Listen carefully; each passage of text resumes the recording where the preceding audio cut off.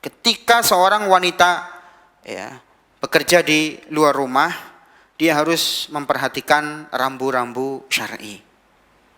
Rambu-rambu syar'i harus tetap diperhatikan. Tidak mentang-mentang boleh kerja di luar, bekerjanya di luar seenak dia sendiri. Tidak menjaga pergaulan, tidak menjaga aurat, tidak menjaga kehormatan, ya. Nah, ini nggak boleh seperti itu. Jadi ada rambu-rambu, ada koridor syar'i yang harus dia taati. Yang pertama, dia harus mendapatkan izin dari walinya. Walinya di sini siapa? Ya suaminya. Kalau suaminya nggak ada, ya mungkin bapaknya, atau mungkin siapa lainnya yang memang mengurusi dia. Dalam hal ini kalau dia sudah berkeluarga, tentu suaminya harus ada apa? Izin dari pihak wali, yaitu diantaranya suaminya. Ya, baik. Kenapa? Ya, untuk terjadi keharmonisan rumah tangga, agar tidak terjadi hal-hal yang tidak diinginkan. Jangan sampai bertentangan dengan apa? Dengan perintah suami. Sebab seorang wanita ketika dia sudah menikah, dia wajib untuk taat kepada suaminya selagi suaminya memerintahkan kepada yang ma'ruf. Tidak boleh dia menentang, ya, kepada suaminya, ya. Bahkan Nabi kita SAW pernah bersabda, "Lau amartu ahadan an yasjuda li ahadin la amartur mar'ah an tasjuda li zawjiha min 'idhami haqqihi 'alaiha." Kalau boleh, kata Nabi, aku perintahkan makhluk sujud kepada makhluk, niscaya aku perintahkan wanita untuk sujud kepada suaminya. Kenapa? Karena besarnya hak suami yang harus dijalankan oleh si istri atau si wanita tadi, ya, sehingga wajib taat. Kecuali kalau memang sudah ada persyaratan sebelum menikah. Maksudnya gimana, Ustadz? Maksudnya begini, misalkan ada seorang laki-laki namanya Ahmad. Ahmad melamar wanita namanya Aisyah misalkan.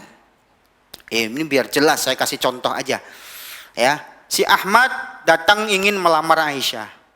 Sudah terjadi kecocokan di antara keduanya. Ini namanya ta'aruf. Ya, sudah terjadi kecocokan. Cuma Aisyah ketika itu mengatakan apa? Kamu boleh menikahi saya dengan syarat saya tetap diperkenankan bekerja. Ya, karena ini gak bisa saya tinggalkan, gitu loh. Misalkan, karena mungkin suatu hal apa sehingga dia gak bisa meninggalkan pekerjaan itu. Nah, jikalau si Ahmad setuju, ya sudah, syarat itu wajib dipenuhi. Al-muslim ala syurutihim. Seorang muslim itu wajib mentaati syarat yang sudah disepakati di antara mereka. Jika Ahmad gak setuju, ya sudah, dia mundur, cari wanita lain, kan gitu. Nah, jadi kalau ternyata si Ahmad menerima, oke, ya, baik, saya terima syarat yang kamu ajukan. Nah, sudah, berarti ketika itu si Ahmad tidak berhak melarang Aisyah untuk bekerja walaupun sudah jadi suami istri. Kenapa? Sudah dipersyaratkan sebelum akad. Sampai di sini bisa dipahami, ya? Baik. Ini namanya syarat. Tapi kalau tidak dipersyaratkan, maka ketika itu istri harus taat suami. Enggak boleh apa? Ngambil inisiatif sendiri. Tiba-tiba langsung apa? Daftar kerja di sebuah tempat, gak izin sama suaminya, gak apa gitu ya, langsung kerja saja, ya. Tahu-tahu suaminya pulang, lah kemana nih istri saya? Ternyata apa? Lagi kerja di toko sebelah, ya misalkan. Atau tahu-tahu kabur jadi TKW, ya, jadi TKW keluar, nah, itu nggak boleh. Baik, ini pertama, mendapat izin dari wali. Dalam hal ini suaminya yang paling utama. Kemudian yang kedua, berpakaian dengan pakaian yang syar'i. Jadi ketika keluar harus berpakaian dengan pakaian yang syar'i, harus menutup aurat secara sempurna. Ya. Baik. Tidak boleh berpakaian dengan pakaian yang transparan, yang longgar, yang yang ketat, yang warnanya terlalu mencolok sehingga menggoda laki-laki, atau ketika keluar mengenakan wangi-wangian parfum, ya, parfum wangi-wangian itu, ya. Nah, itu enggak boleh, ya. Baik, itu harus tetap dijaga. Wanita boleh pakai parfum hanya di hadapan siapa? Suaminya saja, ya. Kalau keluar tidak boleh dia mengenakan parfum, tidak boleh dia memakai pakaian-pakaian yang ketat, yang mencolok, kemudian dandanannya ditebelin misalkan. Nah, ini tetap tidak boleh ya. Karena ketika keluar rumah dia harus menjaga apa? Menjaga kehormatannya. Ya, kalau memang dia nggak mau, ya Ustadz nanti kalau bau bagaimana? Ya gunakan penghilang bau, kan banyak, ada tawas mungkin, ada mungkin dia bajunya dicuci ya. Jadi ketika seorang wanita itu ista'tharat ya, memakai parfum ya. Kemudian apa? Liyajidu rihaha, agar para suami atau para laki-laki mencium baunya wanita tadi. Fahiya zaniyah, maka wanita ini disebut wanita lacur ya. Kalau dia keluar rumah, dia pakai parfum sengaja biar parfumnya tercium oleh para laki-laki di luar. Nabi mengatakan fahiya zaniyah, dia termasuk apa? Termasuk wanita yang lacur ya. Ya, ayyumam ra'atin istaqtarat fa kharajat ala qaumin liyajidu rihaha fahiya zaniyah. Wanita mana saja yang sengaja pakai parfum keluar rumahnya dan tercium aromanya di kalangan laki-laki, maka wanita ini adalah wanita lacur. Baik, jadi perhatikan dalam berpakaian syar'i ya. Baik, kemudian berikutnya adalah aman dari fitnah. Syarat berikutnya aman dari fitnah. Maksud di sini fitnah adalah jangan sampai kehormatan dia di luar sana tercemar ya. Karena namanya pekerjaan di luar rumah, dia mau nggak mau kadang-kadang, ya nggak semuanya sih. Kadang-kadang dia harus berhadapan dengan laki-laki ajnabi, laki-laki asing, bukan suaminya, bukan mahramnya. Ya, hati-hati. Dan ini banyak wanita terjebak. Dia melihat teman sekantornya itu apa? Lebih baik seolah-olah daripada suaminya, gitu loh. Akhirnya apa? Terjadilah interaksi yang tidak halal. Dia melihat teman seprofesinya yang lain jenis, ya, kemudian apa? Dianggap baik, lebih baik daripada suaminya. Nah, ini disitulah jebakan syaitan. Sebab wanita ketika keluar, al-mar'atu idza kharajat istasyrafaha syaitan. Wanita ketika keluar akan dihiasi oleh syaitan, seolah-olah terasa indah bagi laki-laki. Ya, seperti itu pula laki-laki, dia nggak pernah, jarang ketemu istrinya, tiba-tiba ketemu wanita lain di kantor, istri orang. Tapi apa? Akrab lama-lama sehingga terjadi interaksi yang tidak baik. Dan itu sering terjadi awal-awal dari seperti itu. Maka wanita harusnya bijak dalam memilih sebuah pekerjaan dan bagaimana dia menjaga kehormatannya di luar sana ya.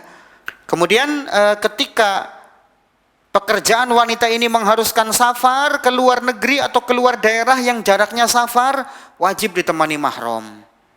Ya, ada seorang wanita dapat tugas keluar kota, ya, wajib pakai mahram, tidak boleh naik kereta sendirian, tidak boleh naik pesawat sendirian. Gak boleh, sebab Islam sudah mengatur bahwa wanita keluar itu pakai apa? Harus pakai mahram, ya.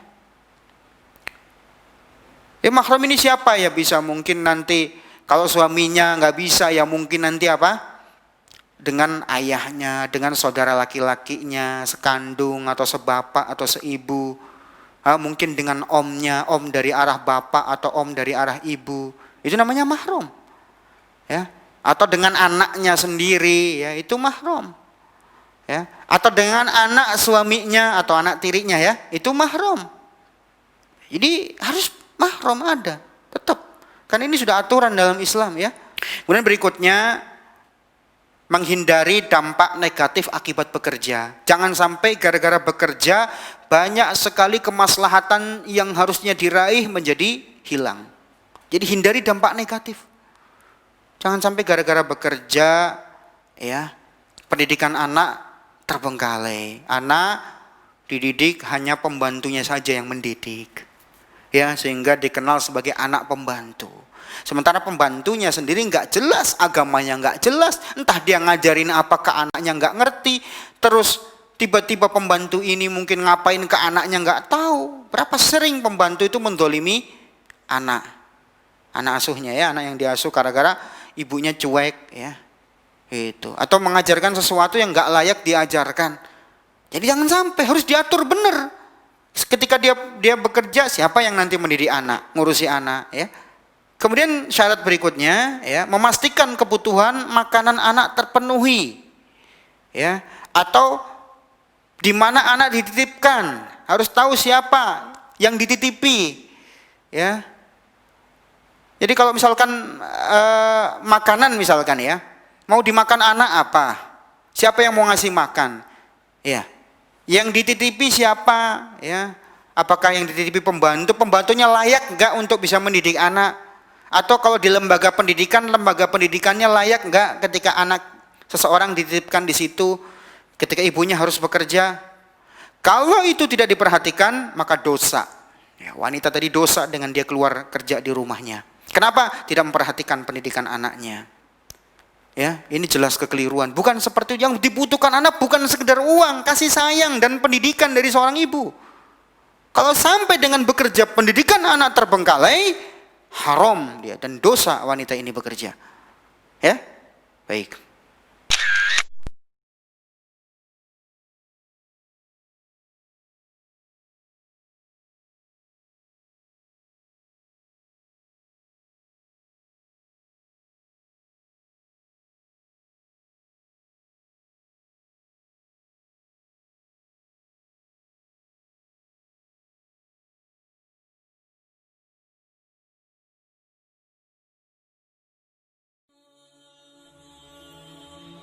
Bantu yuk operasional Rumah Dakwah Al-Hujah dan terselenggaranya kajian serta dakwah Al-Hujah dengan menjadi donatur tetap setiap bulan berinfak Rp30.000. Dengan infaknya setiap bulan Rp30.000, insya Allah akan membantu dakwah Al-Hujah dan jadikan ini amalan yang istiqomah yang dilakukan terus-menerus atau kontinu. Allah mencintai amalan yang istiqomah walaupun sedikit. Terus istiqomah setiap bulan, jangan berhenti, karena Allah mencintai hambanya yang istiqomah. Dan insya Allah ini akan menjadi amal soleh jariah dengan menyebarnya ilmu yang bermanfaat. Yuk salurkan amalan istiqomahnya setiap tanggal 3 setiap bulannya melalui Bank Sentral Asia dengan nomor rekening 27660155554 atas nama Dedi Harveni. Dan Mandiri Syariah dengan nomor rekening 7102286299 atas nama Dedi Harveni.